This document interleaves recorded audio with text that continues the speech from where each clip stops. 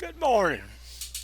You know, it's hard to believe now, but at one time I was young like a lot of you kids. Back around 75, I was in my junior year in high school. It wasn't too long after that I was overseas in the Canary Islands and Africa and Aberdeen, Scotland, living a pretty nice life back then. The world was my oyster, is what I was getting ready to say, or trying to say here. But unknown to me, people probably older than I was began sending their jobs overseas.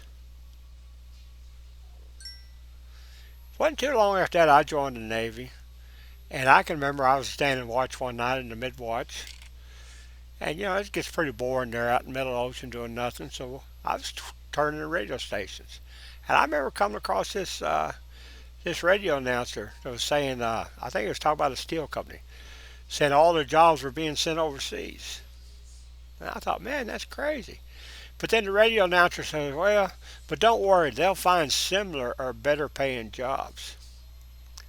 Apparently, that's how they sold this lie way back in the 80s and the 70s. Now, a lot of you have been asking me here lately, well, what about all these jobs going overseas? Nobody's tracking them. So I want to try and show you a little history, if I can. First, let's do the housekeeping. Name's Virgil Bearsall. My Senate campaign site is vbsenate.com. Could use your help, folks. We need to win this battle.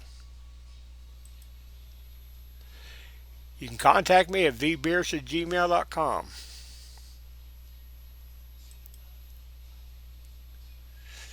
My website is guestworkervisas.com. Let's go there right now. Let's take a look. If you go over here to guestworkervisas.com, you'll see up here at the top overseas. You click on that, and you'll see jobs sent to China, Mexico, India, Canada, or other countries. Click on that one that says China, just to give you an idea, because this is what happened back in the beginning, back in the 70s. Look at that. Almost every community in Texas, in America, sent jobs overseas. As you can see, there wasn't very many towns that didn't send jobs overseas. And these all work, folks. You can click on them, it'll show who sent it and whatever. But the point is, I went out and grabbed all that data from a place called the Trade Adjustment Assistance, which is maintained by the United States Department of Labor. And I've got all that data up to about 2021, 22, I guess it is. For some reason, the government quit tracking this data of these jobs being sent overseas. Now that's about 3 years ago.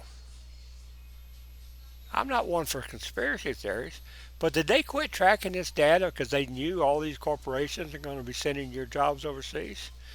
Because I'm hearing stories now that these corporations, when they're doing all the layoffs and hiring the H-1Bs, they're finding ways to avoid creating a warning notice.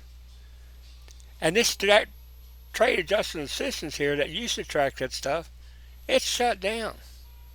So there is no way, other than listen to all the rumors, to prove which companies are sending jobs to which countries.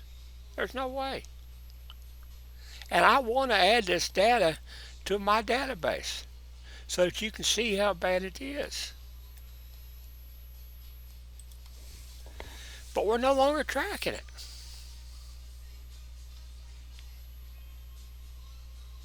And lately, President Trump is coming out with something now where he wants to make it where the corporations don't have to report their quarterly earnings more than twice a year, I think. Folks, if we don't require these bastards to report their figures, or if we don't require our government to track these jobs being sent overseas, does that mean we're willing to sweep them under the carpet when it means it's us that's going without the jobs? I don't think so.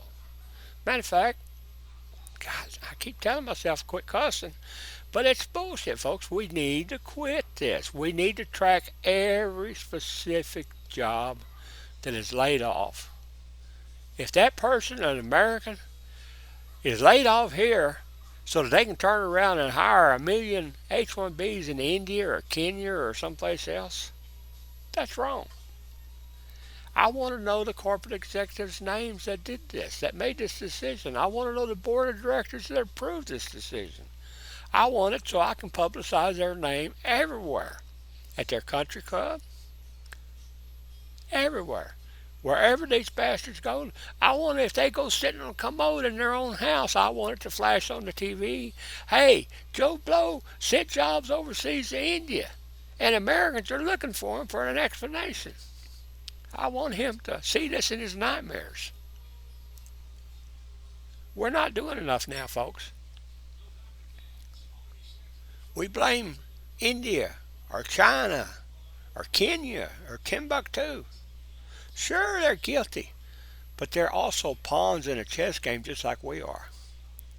And the people playing this game are these globalists. If they have no problem destroying my future so that they can buy a yacht, they'll do it. Well, I want to take that yacht and shove it up their ass. Okay? Excuse my language. We need a way to track this, which means we need to get President Trump to get off his golden throne and reinstitute this trade adjustment for assistance at the Department of Labor. We need a method of going out and finding that stuff. Because if we don't have the ammunition, which is what it appears that they're trying to do, then we have no way to hold them accountable. And if we can't hold them accountable, do you think they're going to do more of it? Of course they are. Folks, I'm one guy. I need your help.